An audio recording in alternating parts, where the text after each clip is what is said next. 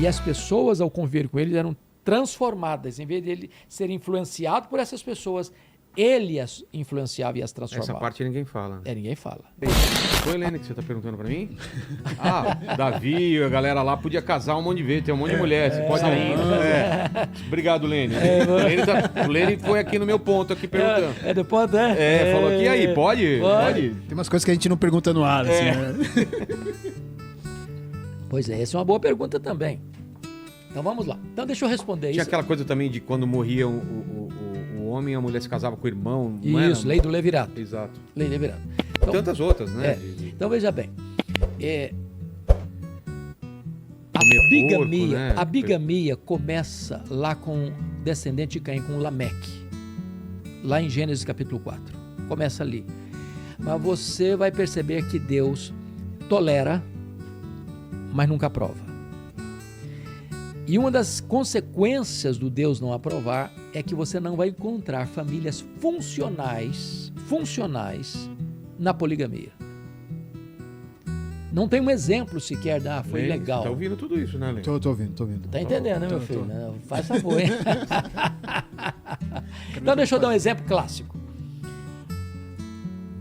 Salomão. Deixa eu falar um pouquinho de Salomão. Salomão é o cara condecorado pelos políticos, pelos empresários, pelos coaches, como o Bambambam.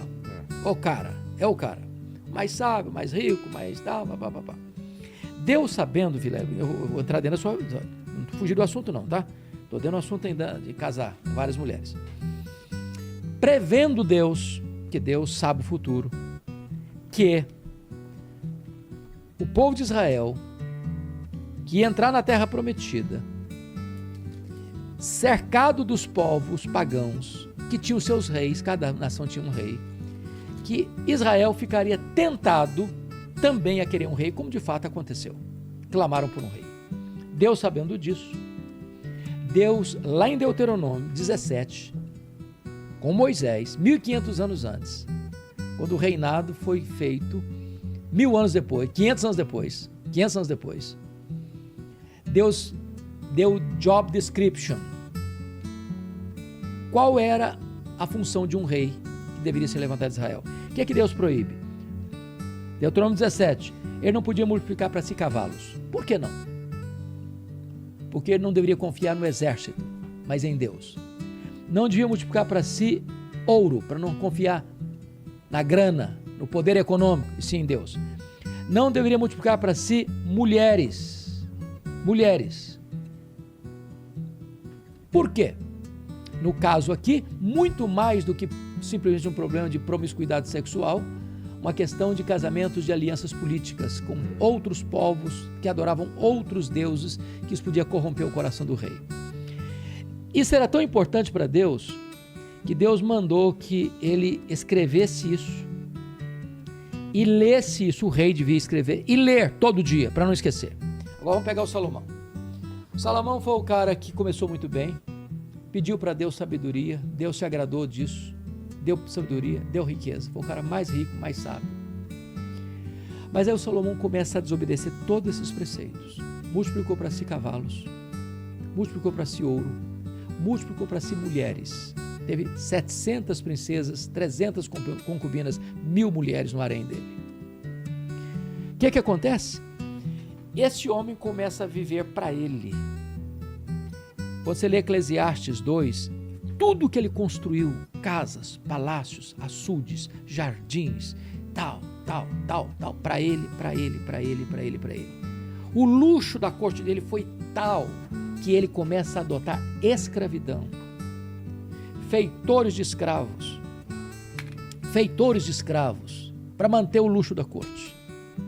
Se não bastasse isso, ele começa a corromper o coração dele e a construir capelas aos deuses pagãos. Ele mesmo começa a adorar os deuses pagãos. Deus fica irado com eles. Olha, eu vou tirar o reino da sua mão, vou entregar na mão de outro. Quando soube quem era, ele mandou matar o cara teve que fugir para o Egito.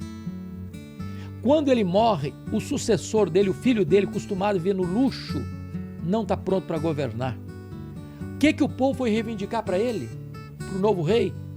abaixa os impostos, nós não aguentamos mais pagar imposto, não tem almoço de graça, quem está pagando o luxo da corte somos nós, debaixo do chicote. Ele não atendeu o povo, houve a divisão do reino. A ruína de Israel nasceu dentro da casa de Salomão. Por quê? Porque este é um princípio que a quebrou. Várias mulheres. Deus tolerou. Pontou pra você. Mas Deus não aprovou. Camarada, o negócio aqui tá pegando pesado. Mas é dito na Bíblia que isso é errado. É errado. Agora, como a revelação é progressiva, aí chegamos no Novo Testamento.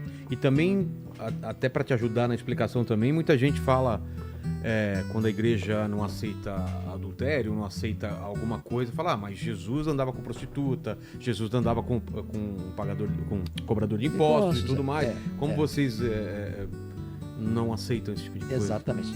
O fato de Jesus andar com prostitutas, não andar, mas conversar e comer com pecadores e publicanos, isso não significa que ser cristão é viver numa bolha. Não. Mas ele não aceitava. Agora, ele não concordava, ele não aceitava. E as pessoas, ao conviver com ele, eram transformadas. Em vez de ele ser influenciado por essas pessoas, ele as influenciava e as transformava. Essa parte ninguém fala. Né? Ninguém fala. Agora, com respeito à monogamia, a pergunta foi feita a Jesus. Foi? Lá em Mateus 19, versículo 3 a 9. Chegaram os escribas, os fariseus, e perguntaram para Jesus assim: é lícito ao marido repudiar sua mulher por qualquer motivo? Sempre que alguém fez uma pergunta de algibeira para Jesus, para tentá-lo colocar no contrapé, ele não aceitava isso e devolvia a pergunta com outra pergunta. Ele era o mestre dos mestres. E ele respondeu assim: não tendes lido? Se vocês não conhecem Bíblia, vão voltar para a Bíblia, vamos ver o que a Bíblia diz. Não tendes lido que o Criador, desde o princípio, criou homem e mulher, por isso disse, deixa o homem seu pai e sua mãe, se une a sua mulher, tornando-se os dois uma só carne, e o que Deus uniu, não separa o homem?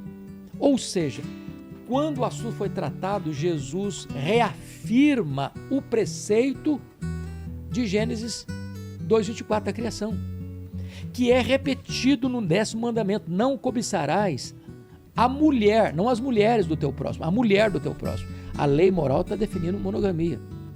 Então eles perguntaram assim: mas então por que Moisés mandou dar carta de divórcio e repudiar? Vocês não leram Moisés? Jesus respondeu: ele nunca mandou, ele permitiu, por causa da dureza do coração.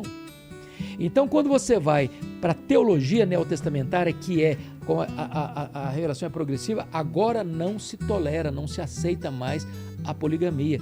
Quando vai falar do líder da igreja, lá em 1 Timóteo 3, ele precisa ser marido de uma só mulher. De uma só mulher. Então, a monogamia está aqui claramente exposta no Novo Testamento.